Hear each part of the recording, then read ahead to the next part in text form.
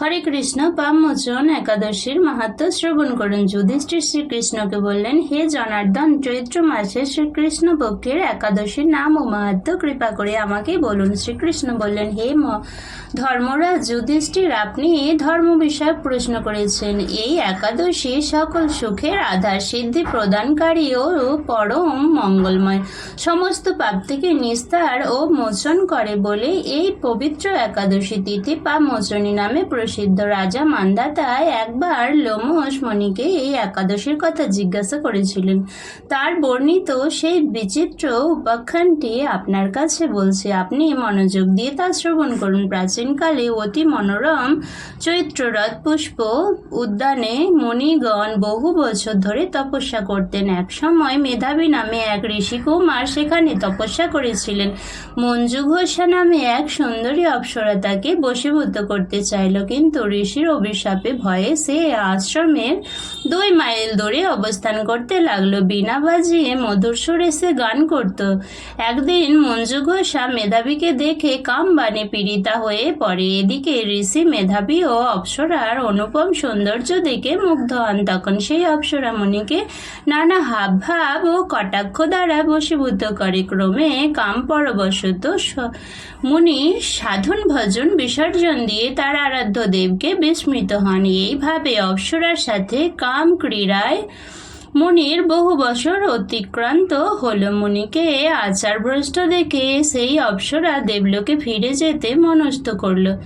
একদিন মঞ্জু ঘোষা মেধাবী মুনিকে বলতে লাগলো, হে প্রভু, এখন আমাকে নিজ গৃহে ফিরে যাওয়ার অনুমতি প্রদান করুন দাও। কিন্তু মেধাবী বললেন, হে সুন্দরী, তুমি তো এখন সন্ধ্যাকালে আমার কাছে এসেছো, প্রাতকাল পর্যন্ত আমার কাছে থেকে যাও। মুনির কথা শুনে অভিশাপ ভয়ে সে অপ্সরা আরও কয়েক বছর তার সাথে বাস করলো। এইভাবে বহু বছর, 55 বছর 9 মাস 7 দিন অতিবাহিত হলো। দীর্ঘকাল অপ্সরার সহবাসে থাকলেও মেধাবীর কাছে তা অর্ধরাত্রি বলে মনে হলো। মঞ্জু ঘোষা পুনরায় নিজ স্থানে গমনের প্রার্থনা জানালেন। মুনি বললেন, এখন প্রাতকাল, যতক্ষণ পর্যন্ত আমি সন্ধ্যা বন্দনা না সমাপ্ত করি ততক্ষণ পর্যন্ত তুমি এখানে থাকো। মুনির কথা শুনে ঈষৎ হেসে মঞ্জু ঘোষা তাকে বললে, হে মুনিবর, আমার সহবাসে আপনার যে কত বৎসর অতিবাহিত হয়েছে তা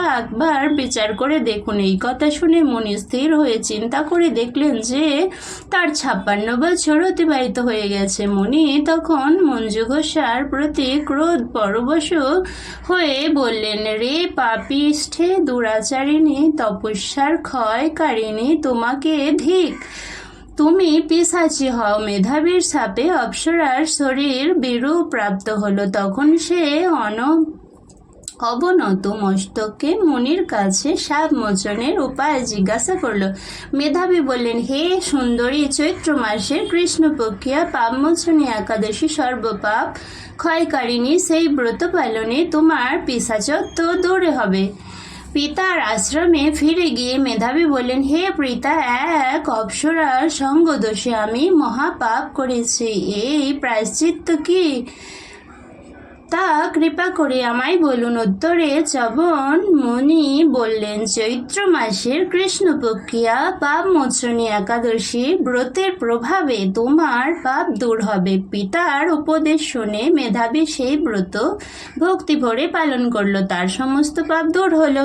পুনরায় তিনি তপস্যার ফল লাভ করলেন। মঞ্জু ঘোষা ওই ব্রত পালনের ফলে পিশাচত্ব থেকে মুক্তি দিয়ে দিব্য দেহে স্বর্গে গমন করল। হে মহারাজ, যারা এই পাপ মোচন একাদশী পালন করেন তাদের পূর্বকৃত সমস্ত পাপই ক্ষয় হয়। এই ব্রত কথা পাঠ ও শ্রবণে সহস্র গোদানের ফল লাভ হয়। হরে কৃষ্ণ। পাপ মোচন একাদশী ব্রত কি জয়। হরে কৃষ্ণ। হরি বল।